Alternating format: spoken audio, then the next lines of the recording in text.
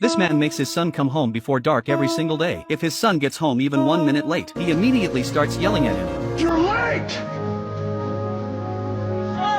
As soon as the father and son rush inside, they instantly lock every door and window in the house. They carefully check everything over and over, making sure there isn't even the smallest gap left open. Only after confirming the house is completely sealed do they finally sit down and eat together. They're this nervous and cautious because once night falls, the outside world no longer belongs to humans. At first, the day had been pretty peaceful, but that night, their dog suddenly went crazy and started digging furiously at the floor. The father and his two sons instantly sensed something was wrong, and the whole family tensed up. They all knew that ordinary monsters only crash around wildly. They don't quietly test things like this. Whatever had come this time was different. The father and son immediately split up. Kaiji grabbed a weapon and stayed back to provide cover. His son Thomas grabbed a flashlight and headed downstairs to check things out. Neither of them dared make a sound. They were terrified of alerting whatever was outside. Thomas searched downstairs and found nothing unusual. Just as everyone was about to relax, a sudden banging sound came from outside the door.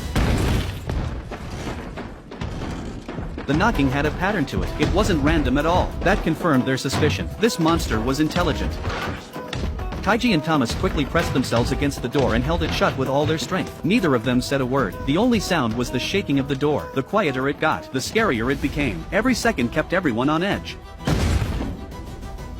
After a while, the monster finally left. The danger was gone for now. The next morning, as soon as the sun came up, they checked the door that had been attacked the night before. The entire door was covered in claw marks. The reinforced wooden boards had been chewed open, leaving a hole behind, and inside the hole were countless bugs. Turns out the monsters didn't just smash into doors. They used bugs to slowly eat away at them and secretly leak in the house. Only then did Kaiji realize something. Hiding inside the house forever wasn't a long-term solution. Sooner or later, the monsters would break through. He had to teach his children how to survive in the wild. Otherwise, if the house ever fell apart, they'd be easy prey outside. At the end of the day, what keeps you alive isn't a strong house, it's your own abilities. To teach his kids survival skills, Kaiji started teaching the brothers how to drive. Then he sent them to an abandoned cargo ship by the beach to gather supplies. He wanted the brothers to work together, strengthen their bond, and improve their survival skills. But the two brothers had completely different personalities. Thomas only cared about sneaking off to the neighboring farm to see his girlfriend Mia. He didn't care about gathering supplies at all. Joey, the younger brother, was obedient and went to the cargo ship alone. On one side was Thomas enjoying a warm moment with his girlfriend. On the other side was Joey risking his life alone while searching the ship for supplies. But unfortunately, luck wasn't on his side. The cargo ship was completely empty, with no useful supplies anywhere. Instead, he accidentally discovered a monster nest. He ran for his life and got swarmed by a bunch of bugs along the way.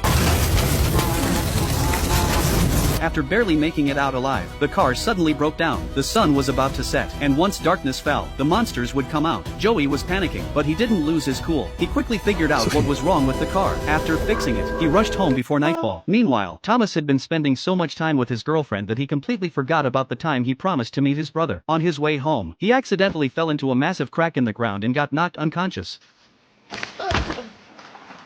He completely missed his chance to get home, and danger was already closing in. Joey arrived at the meeting spot right on time and waited for a long time, but Thomas never showed up. With no other choice, he had to drive home alone. After getting home and asking around, he realized Thomas was missing. Kaiji didn't blame Joey, and he didn't hesitate for a second. He immediately went out alone to search for his son. Before leaving, he told Joey to make sure every door and window was locked and to protect the house. Kaiji's back looked steady and determined. He didn't say anything heroic, but it was obvious that for his son, he was willing to risk everything. Thomas woke up inside the crack. The moment he looked around, panic hit him. The crack was dozens of feet deep, and there was no way to climb out. On top of that, he could hear monster noises nearby. It was obvious something was out there. He pulled out his flint and used its weak light to search for a way out, but a monster had already locked onto him. Suddenly, one of the monsters lunged forward and grabbed his head. Thomas struggled with everything he had, but he couldn't break free.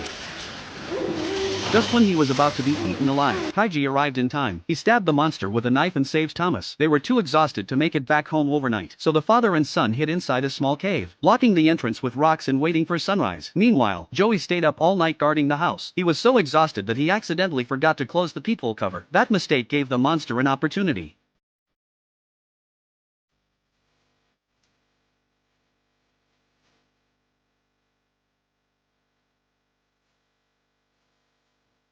The monster shoved its claws through the peephole and tried to grab Joey. Luckily, it couldn't reach him. Just when everyone thought something terrible was about to happen, the story suddenly took a turn.